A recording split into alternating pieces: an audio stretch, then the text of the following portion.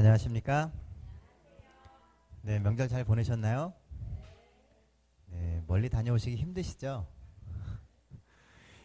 지난 안식일 우리는 구정 연휴를 이렇게 준비하면서 안식일을 보내고 있을 때 가까운 대만에서는요, 지진이 일어났습니다. 다 뉴스 들으셨죠? 중국 역시 우리나라처럼 구정을 지킵니다. 그래서 이 엄청난 인원들이 민족의 대이동을 하는 게 우리나라하고 아주 유사합니다. 어쩌면 우리나라보다 더 큰 이동이 있는 나라가 이 중국이고 또 중국의 영향을 받은 대만이나 홍콩입니다. 가장 방심하고 또 가장 모든 도움이 취약한 그 시간이 바로 명절 때라는 것입니다. 지진이 난 그 시간이 사실은 모든 기능이 마비되어 있는 그 순간이었다라는 거예요. 병원도 식당도 어느 곳 하나 제대로 제 기능을 하지 못하던 때에 이 지진이 일어나게 되었습니다. 바로 그때 그 지진 때문에 47명이 죽었고요. 그리고 500명 이상이 부상을 당하게 되었습니다. 사실 지진이라고 하는 게요, 누가 예비를 한다 그래서 예비를 할 수 있는 게 아닙니다. 전 세계 그 어떤 건물도요, 지진에 있어서 안전한 건물은 사실은 없습니다. 그러나 그 지진의 피해를 최소화할 수 있는 방법이 있어요. 뭔지 아세요? 내진 설계라고 하는 겁니다. 건물을 지을 때 지진을 견딜 수 있는 설계를 하는 겁니다. 그러면 지진이 나도 어느 정도 버틸 수 있습니다. 그런데 내진 설계를 하는 게 어떤 거냐면요, 건물이 지진에 의해서 움직일 수 있게 만들어 놓는 겁니다. 단단한 기초 위에 그 건물이 어느 정도 움직일 수 있는 이 유동의 폭을 주는 거예요. 그래도 건물이 무너지지 않도록 만들어 놓는 겁니다. 우리가 생각할 때 단단하게 서 있어야 지진을 견딜 것 같은데요, 사실은 지진의 그 파에 의해서 움직일 때 그것을 어느 정도 흡수하면서 움직일 수 있으면 건물이 무너지지 않을 수 있습니다. 지난 한 주간 이 대만 지진과 관련돼서 가장 많이 올라왔던 사진 중에 하나가 뭐냐 하면 이 깡통 철골입니다. 무슨 내용인지 아세요? 건물 단면이 딱 부러졌는데요, 그 안에 그 깡통이 잔뜩 들어있는 겁니다. 철골이 있어야 될 그 자리에 깡통이 꽉 차 있는 거예요. 그러니까 건물이 두부 깨지듯이 그냥 탁 부러져 버린 것입니다. 내진 설계를 하는 게 굉장히 중요해요. 신앙에 있어서도 똑같습니다. 우리는 신앙을 단단히 가지고 흔들림 없이 서야 된다라고 이야기를 해요. 그런데 정말 강건한 신앙은요, 세상의 흐름에 따라서 그것을 흡수할 수 있는 유동의 폭을 가지고 있는 신앙입니다. 우리가 믿는 바를 세상에 핍박이 온다 할지라도 지킬 수 있는, 그것을 흡수할 수 있는 믿음이 오늘 우리에게 있어야 된다는 거예요. 오늘 우리의 삶에 참 많은 일들이 일어납니다. 여러분들 그 일들을 통해서 신앙이 흔들리고 어려워하는 것이 아니라 그것을 다 흡수해서 여러분들의 신앙이 더 든든히 설 수 있는 양분으로 만들게 되시기를 간절히 바랍니다. 자, 오늘 함께 나눌 말씀의 제목은요, 신앙의 내진 설계입니다. 어떻게 하면 우리의 믿음의 내진 설계를 할 수 있을까에 대한 것을 같이 말씀을 통해서 나눠보고자 합니다. 자, 우리가 금요일 저녁에는 사도행전 계속 보고 있죠. 오늘은 사도행전 14장 1절로 7절 말씀입니다. 신약성경 사도행전 14장 1절로 7절입니다.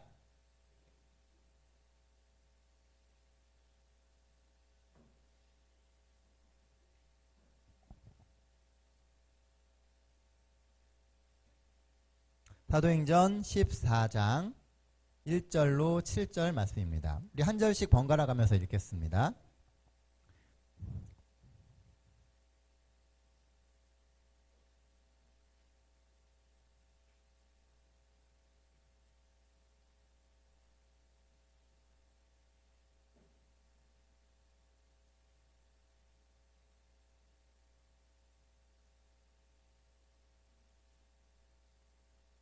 자, 우리 한 절씩 번갈아가면서 읽겠습니다. 사도행전 14장 1절입니다. 이에 이고니온에서 두 사도가 함께 유대인의 회당에 들어가 말하니 유대와 헬라의 허다한 무리가 믿더라.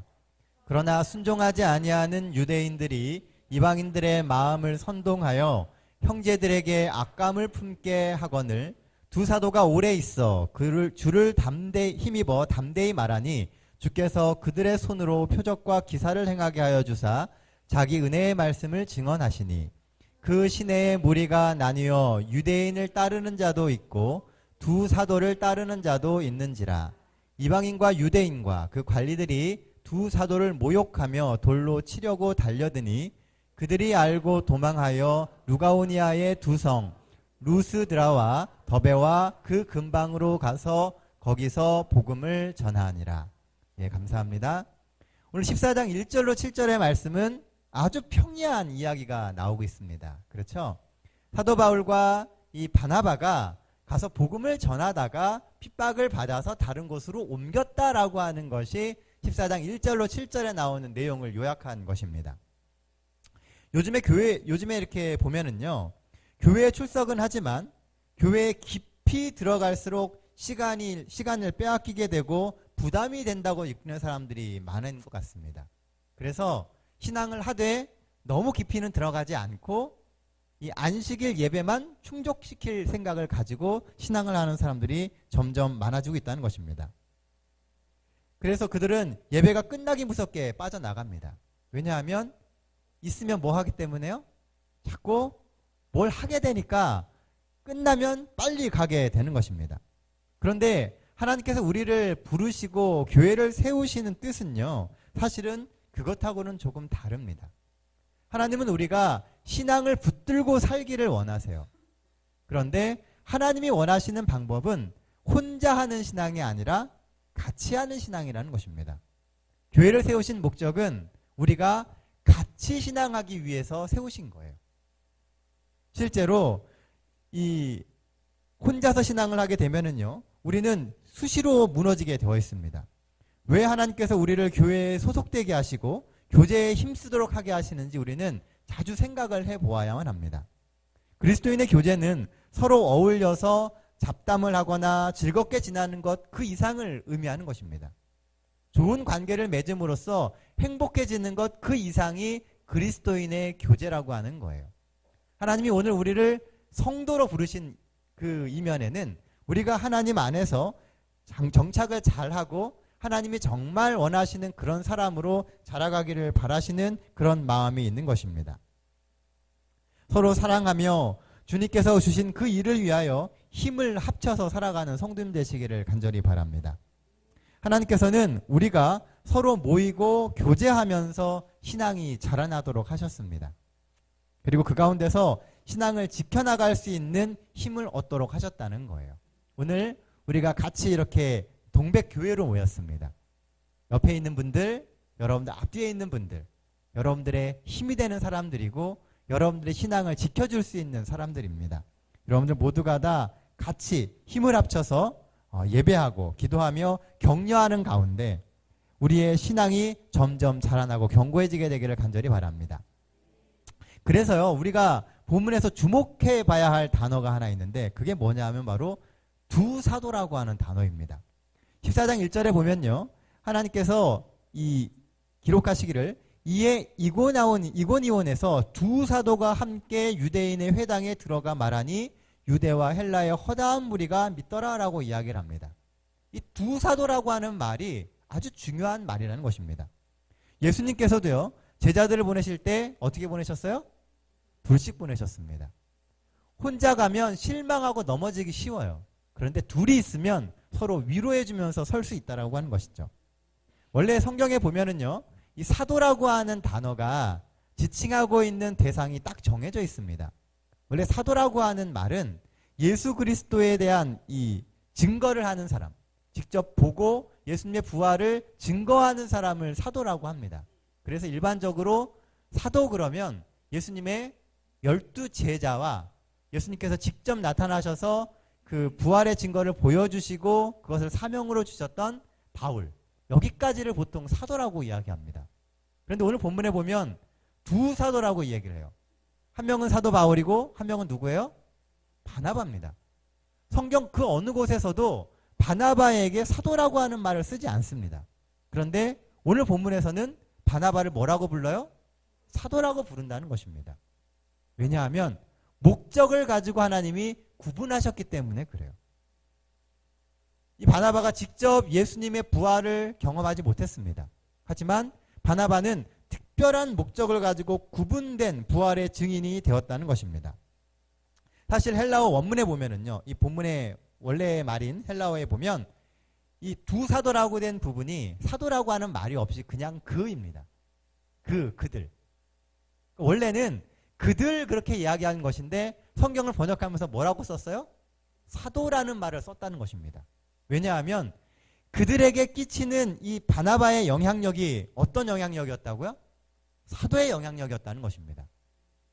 바나바가 비록 사도는 아니었지만 하나님께서 그에게 맡기신 그 사명을 통해서 결국 그 복음을 받아들이는 사람들에게 사도의 영향력을 받게 만들었다는 거예요.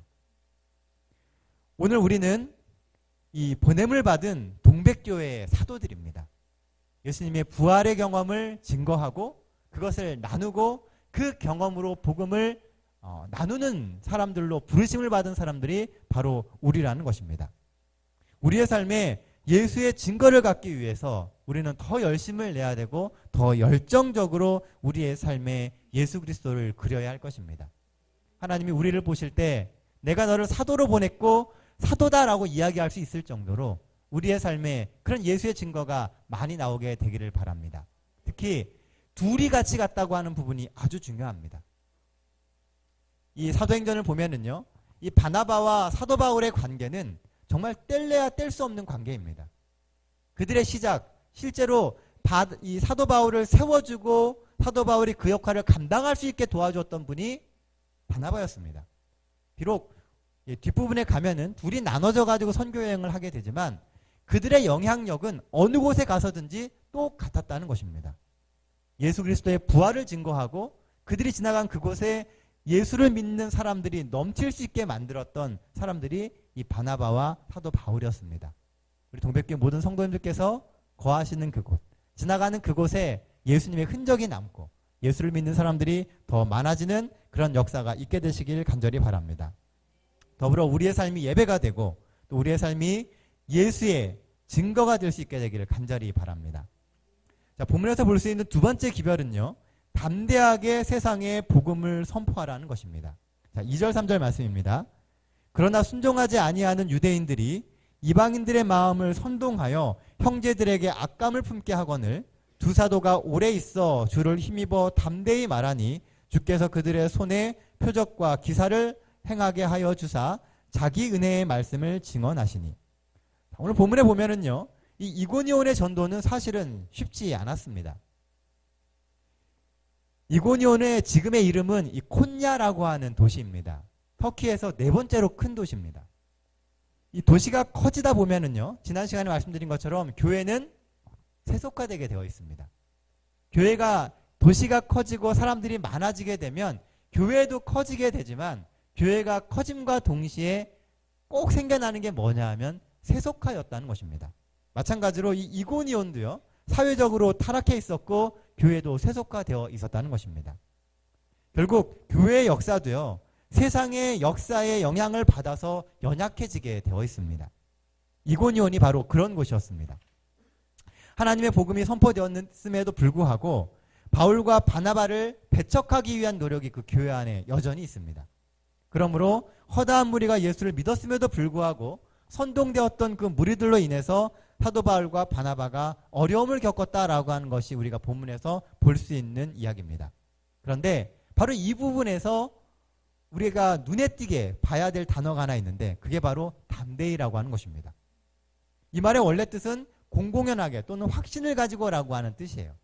사도 바울은, 이 바나바는 자신들을 반대하고 핍박하는 그 교회와 그 도시에 맞서가지고 어떻게 했다고요? 담대하게 복음을 전했다는 것입니다. 공공연하다라고 하는 것은요, 대놓고 그렇게 말했다는 거예요. 사도 바울과 바나바의 전도 방법은요, 대놓고 하는 것이었습니다. 상황에 따라서 방법을 바꾸고 피해가면서 조용히 하는 것이 아니라 대놓고 이야기를 했다는 거예요.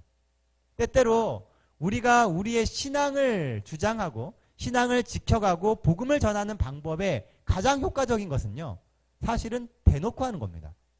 나는 이런 걸 믿습니다라고 확실히 밝히게 될 때 도리어 거기서부터 길이 열리게 된다는 거예요. 근데 많은 사람들은 상황들이나 이 세상의 흐름을 보면서 방법을 바꿔야 된다라고 이야기를 합니다.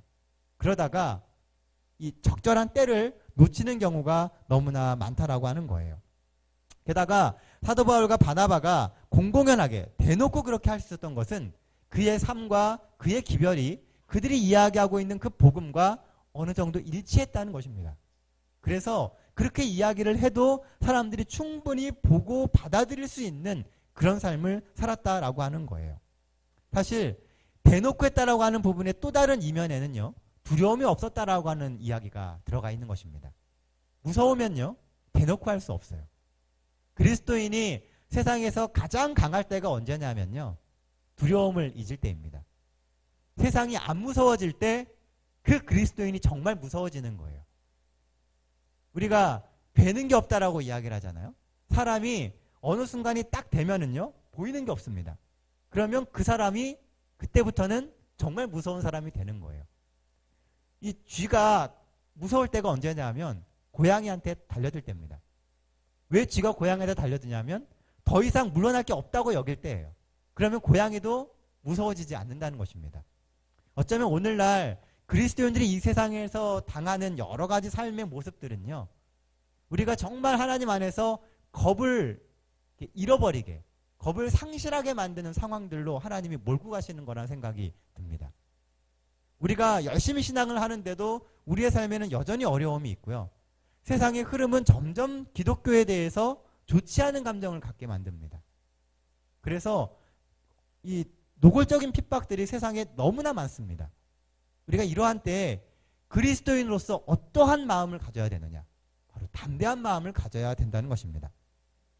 게다가 오늘 본문에 보면은요, 이 담대히라고 하는 이 단어 앞에 붙어있는 말이 있습니다. 뭐라고 돼 있어요? 주를 힘입어입니다. 담대해지는 비결이 뭐냐 하면 주를 힘입으면 담대해지는 거예요. 사도 바울이 대단한 능력이 있어서 담대해진 게 아니고요, 주를 힘입었기 때문에 담대해진 것입니다. 오늘 우리를 볼 때에는 사실 담대할 수 있는 여러 가지 조건이 우리에겐 없습니다. 세상이 핍박하면 핍박할수록 우리는 더 쪼그라들고 더 주눅들지 담대해지지 않아요. 세상 앞에서 한없이 우리의 무능력함을 느끼는 것이 요즘 우리의 삶 아닙니까? 그렇죠? 세상 앞에서 정말 우리가 할 수 있는 게 없다라고 하는 것을 점점 느끼게 됩니다. 사단이 그렇게 계속 몰고 가는 거예요. 여러분들이 겁먹게 만들고 주눅들게 만들고 세상 앞에서 우리가 당당하게 그리스도인이 되지 못하게 하는 것입니다. 그런데 그것을 대항해서 이길 수 있는, 담대해질 수 있는 비결이 뭐냐 하면 주를 힘입어라고 하는 말이라는 거예요. 우리가 매일매일 하나님과 함께 살려고 할 때 우리는 세상 앞에서 담대할 수 있는 힘이 생기게 됩니다. 매일매일 예수님과 함께 하려고 할 때, 예수님의 힘을 덧입으려고 할 때 담대한 마음이 생기게 된다는 것입니다. 오늘 우리가 믿음으로 세상에서 살 수 있는 것은 바로 하나님의 힘을 입어서입니다. 나의 나된 것은 오직 하나님의 함께하심 때문입니다. 하나님이 도와주셔야 우리의 삶에서 우리가 믿음을 주장할 수 있고요, 우리가 세상 앞에 당당하게 그리스도인됨을, 재림성도됨을 주장할 수 있게 되는 것입니다. 그렇다면 오늘 우리는 얼마나 하나님을 힘입으면서 살고 있습니까? 여러분들 얼마나 하나님의 능력에 의지하시면서 오늘 하루를 사셨습니까? 우리가 머릿속으로는 하나님을 의지하며 살아야 된다라고 하는 것을 너무나 잘 압니다. 그런데 정작 삶의 현장에서 하나님의 능력을 구하는 일은 그닥 많지 않습니다. 정말 발등에 불 떨어지기 전에는요, 가서 하나님 도와주십시오라고 이야기하지 않아요. 그래서 하나님이 우리를 발등에 불 떨어질 때까지 몰고 가시는 겁니다. 그렇게 해야 뭐 하니까요? 구하니까요. 항상 하나님의 힘으로 성령 충만한 삶을 살려고 더 노력하게 되시기를 바랍니다. 근래에 우리가 영적으로 약해지고 성도로서의 담대함이 약해지는 이유가 예전보다 하나님의 능력을 덜 구하기 때문이 아닌지 생각해 봅니다. 예전보다 더 많이 하나님을 구하고 하나님을 함께 해달라고 하나님께 구할 수 있는 그런 마음을 갖게 될 때 그리스도인의 삶이 담대해지게 되는 것이고요. 세상 사람들이 그리스도인들을 두려워하게 되는 것입니다. 사랑하는 성도 여러분, 오늘 여러분들의 마음 가운데 하나님을 향한 그런 마음과 간절함이 있게 되시길 간절히 바랍니다. 마지막 때가 되면 될수록 우리에게는 그런 간절함이 더 필요합니다. 하나님 외에는 답이 없다라고 이야기하고 하나님 외에는 우리가 살 길이 없다라고 이야기할 때 하나님이 우리 속에 거하시고 우리를 통해서 하나님의 능력이 펼쳐지게 되는 것입니다. 그래서 본문에서 볼 수 있는 세 번째 기별이 뭐냐 하면 바로 표적과 기사를 사모하라는 것입니다. 3절 말씀입니다. 두 사도가 오래 있어 주를 힘입어 담대히 말하니 주께서 그들의 손으로 표적과 기사를 행하게 하여 주사 자기 은혜의 말씀을 증언하시니 바나바와 바울이 담대히 복음을 전하자 하나님이 표적과 기사를 주셨다라고 본문은 기록을 합니다.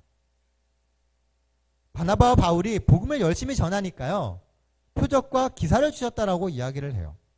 표적과 기사가 나올 때는요. 성경을 보면 항상 절대적이고 급박할 때입니다. 표적과 기사가 아무 때나 나오지 않는다는 거예요. 하나님은 원래 기본적으로 이 세상을 운영하시는 그 틀이 있습니다. 하나님은 그 틀을 깨지 않으세요. 웬만해서는 그 틀을 깨지 않으십니다. 왜냐하면 그것이 이 세상을 움직이는 법칙이기 때문에 그래요. 그런데 아주 급박할 때 그리고 정말 필요한 목적이 있으실 때는 하나님께서 그 틀을 깨십니다. 표적과 기사는 그 틀을 깨시는 순간이에요. 아주 급박하고 절대적인 순간이어서 하나님의 개입이 꼭 필요할 때 하나님이 그 속에 들어오신다는 것입니다. 오늘 본문에 보면은요, 이 바나바와 바울에게 표적과 기사가 일어납니다. 왜요? 지금이 핍박이 거세고 사도 바울과 바나바가 더 이상 거기 머물 수 없습니다. 그래서 주어진 시간 안에 복음을 전해야만 돼요. 그래서 표적과 기사가 필요하게 된 것입니다. 바울과 바나바는 이런 반대와 핍박에도 불구하고 주를 힘입어 담대히 복음을 전했습니다. 그래서 표적과 기사가 그들의 삶에 임하게 되었다는 것입니다. 여러분들은 여러분들의 삶에 하나님의 표적과 기사가 일어나기를 원하십니까? 오늘 여러분들의 삶의 현실에 하나님이 주시는 놀라운 기적이 있기를 원하십니까? 그러면 여러분들의 삶의 그 현장이 그 표적과 기사가 일어날 수 있는 그런 일이 있어야 되는 것입니다. 상황이 그렇게 돼야 되는 거예요. 여러분들이 그런 표적과 기사가 일어날 수 있는 그 삶의 현장으로 들어가게 되시길 바랍니다. 복음으로 여러분들이 바로 서고 하나님의 말씀으로 세상과 대면하게 될 때 하나님은 반드시 그곳에 표적과 기사를 열어주실 것입니다.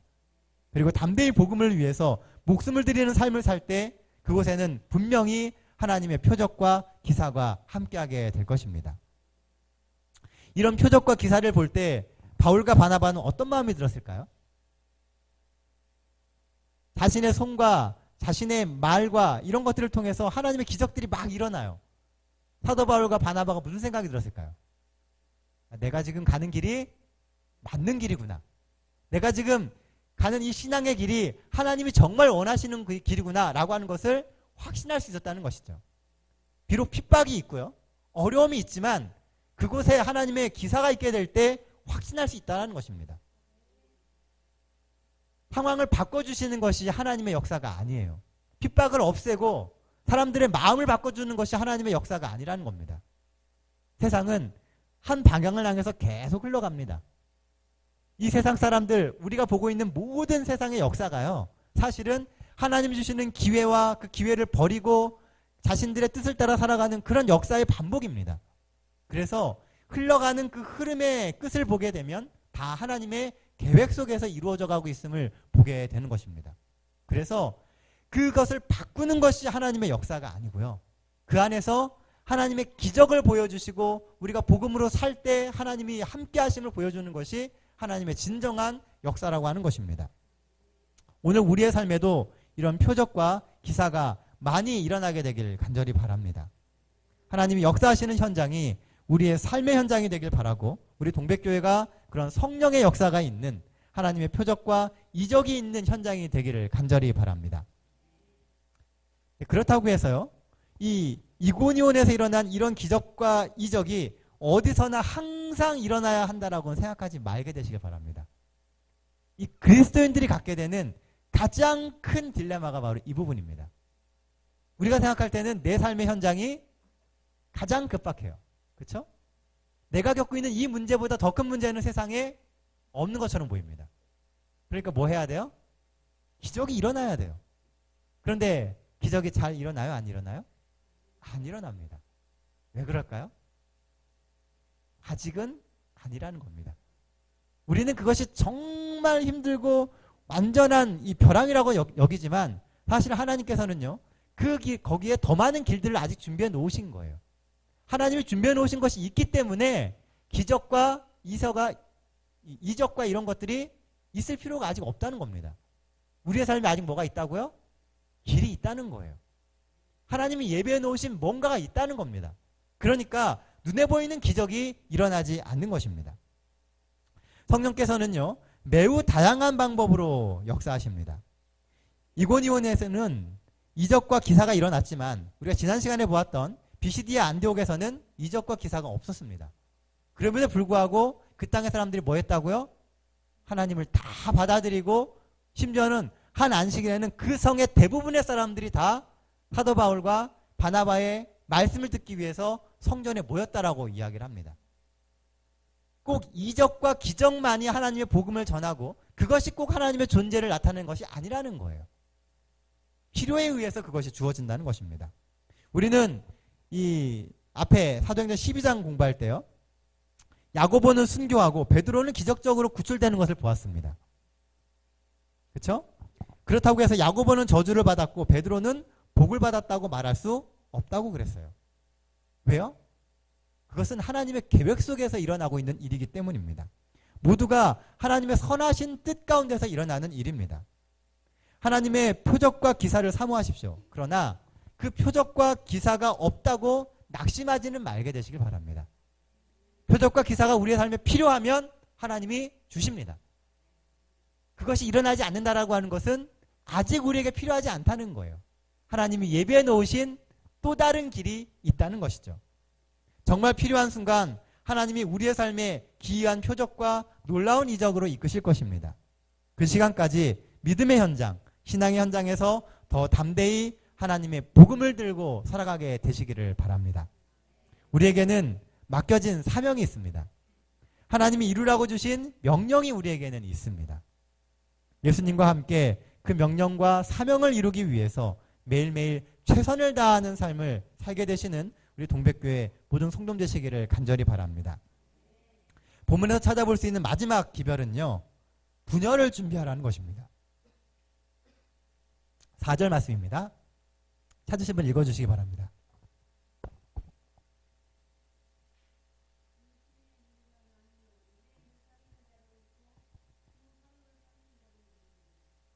네, 4절 말씀에 보면은 그 도시에 살고 있는 사람들이 이제 나뉘게 됩니다. 한쪽은 유대인을 따르고 또 한쪽은 누굴 따라요?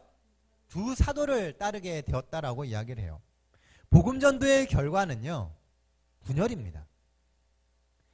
우리는 복음을 생각할 때 하나됨을 항상 생각을 해요. 그런데 성경의 역사를 잘 보면은요, 복음이 전해지는 곳에는 반드시 분열이 있습니다. 유대인을 따르는 자, 두 사도를 따르는 자로 나눠지게 돼요. 복음이 복된 소식이긴 하지만요, 복음은 분열을 일으킵니다. 왜냐하면 복음은 타협을 허락하지 않아요. 예수를 믿을 것이냐 믿지 않을 것이냐를 가지고 흑백처럼 완전히 나누게 된다는 것입니다. 복음은 우리의 죄를 자백하라고 이야기하고요, 죄를 지적합니다. 그리고 책망해요. 그래서 복음을 듣고 받아들이는 사람들은 반드시 회개를 하며 구원을 얻게 되지만 그 복음을 거절하는 사람은 반대와 적대감을 갖게 되어 있다는 것입니다. 왜냐하면 자꾸 죄인이라 그러거든요. 나는 죄진 것 같지 않은데 죄인이라 그러고 자꾸 내 삶에 이 어두운 부분, 감추고 싶은 부분을 자꾸 드러내니까 거절하게 되는 것입니다. 그래서 받아들이면 주 안에서 하나님 편에 서면서 회개하게 되지만 받아들이지 않는 사람들은 적극적으로 기독교를 반대하게 되어 있다는 것입니다. 그래서 복음이 들어가는 곳에는 항상 분열이 있게 되는 것입니다. 결단이 있고 갈림길이 있습니다. 오늘 우리가 복음을 접하게 될 때 그곳에는 반드시 분열이 있다라고 하는 것을 염두에 두고 들어가게 되시기를 바랍니다. 그래서 혹 복음을 나누고 전도를 할 때 이것을 예상하고 놀라거나 두려워하지 말게 되시길 바랍니다. 복음은 항상 그렇게 서는 것입니다. 똑같은 자리에서 똑같은 설교를 듣고 있는 사람들 사이에도 차이가 있습니다. 그 말씀을 받아들이고 삶의 변화를 가져가는 사람이 있고요. 그냥 듣고 흘려가는 사람들이 있습니다. 그 차이가 바로 그 복음 안에서 내가 뭐를 결정할 것인지를 정하는 것에 따라서 달라지게 되어 있다는 거예요. 우리는 예수님이 하셨던 이야기 중에 씨 뿌리는 자의 비유를 생각해 볼 수 있습니다. 밭은 몇 종류예요? 4종류입니다. 그 중에 열매 맺는 밭은 몇 종류입니까? 단 한 가지입니다. 상황은 여러 가지지만 열매는 단 하나, 옥토에서만 생기게 됩니다. 오늘 우리가 그런 옥토가 될 수 있도록 마음을 준비하게 되시길 바랍니다. 하나님의 말씀이 들어왔을 때 분열되고 망가지는 것이 아니라 우리 안에서 싹트고 열매 맺을 수 있도록 그렇게 우리의 마음을 만들어가게 되시기를 바랍니다. 또한 우리의 복음을 받는 그 사람들의 마음도 어떻게 되길 바라요? 옥토가 되기를 위해서 기도하는 여러분들 되게 되시길 간절히 바랍니다. 그리고 우리의 삶 가운데 하나님이 주시는 그런 분열들이, 복음들이 분열이 되는 것이 아니라 정말 우리 안에서 아름다운 열매를 맺을 수 있는 길이 될 수 있도록 평상시에 그 일을 위하여 많은 기도해 주시길 간절히 바랍니다. 자, 이제 말씀 정리하겠습니다. 첫째, 함께 가는 신앙을 하십시오. 함께 가야 서로 지켜주고 서로 보듬어주며 위기를 지켜줄 수 있습니다. 여러분들과 뜻을 같이 하는 성도를 찾아서 힘을 모아 함께 가십시오. 성도들은 같이 있어야 힘을 낼 수 있습니다. 함께하는 성도는 사단도 함부로 침범할 수 없습니다. 같이 기도하고 같이 말씀 보고 같이 함께 신앙하는 우리 동백교회 모든 성도 되시기를 간절히 바랍니다. 둘째, 담대하게 세상에 복음을 가지고 살아가십시오. 우리가 담대하게 나아갈 때 세상에 주눅들지 않고 강한 그리스도인이 될 수 있습니다. 또한 강한 그리스도인에게 하나님은 성령의 능력을 부어주셔서 하나님의 일을 하게 하십니다. 성령의 능력은 강건하게 쓰는 사람에게 옵니다. 성령의 능력을 구하는 사람, 그 능력을 활용해서 하나님의 일을 하려고 하는 사람에게 하나님이 능력을 더하신다는 것입니다. 강하고 담대하십시오. 그리고 믿음으로 세상에 부딪히시길 바랍니다. 그래서 성령의 역사, 표적과 기적의 역사를 새로 써가시는 우리 동백교회 모든 성도 되시기를 간절히 바랍니다. 마지막 세 번째는요, 표적과 기사를 사모하며 사십시오. 그러나 표적과 기사가 전부는 아님을 또한 염두에 들며 살아가게 되시길 바랍니다. 하나님이 필요하시면 우리에게 그것들을 주실 것입니다. 중요한 것은 우리가 온전히 하나님을 신뢰하고 헌신하는 것입니다.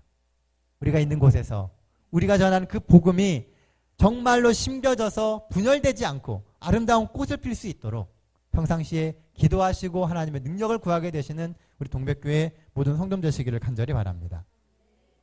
때론 복음 때문에 우리의 삶이 힘들지도 모릅니다. 때론 가슴 아픈 상처를 갖게 될지도 모릅니다. 그러나 하나님 앞에 충성되게 될 때 하나님이 모든 삶을 합하여 선이 되게 하실 것입니다. 오늘 여러분들이 걸어가시는 그 인생길들, 여러분들이 경험하시는 그 많은 아픔의 순간들, 그 모든 것이 합력하여 분명히 선을 이룰 때가 있습니다. 하나님 앞에 굳건히 서십시오. 하나님의 지혜를 구하시고 하나님이 이끌어 가시는 그 길에서 철저하게 순종하는 성도들이 되게 되시길 바랍니다. 우리는 한 교회입니다. 한 가족이고 하나로 묶여진 동백교회라고 하는 이 끈으로 묶여진 하나입니다. 서로 힘을 모아서 서로 힘을 합쳐서 하나님의 일에 전력하게 되시는 우리 동백교회 모든 성도 되시기를 바라며 오늘 말씀 마치겠습니다.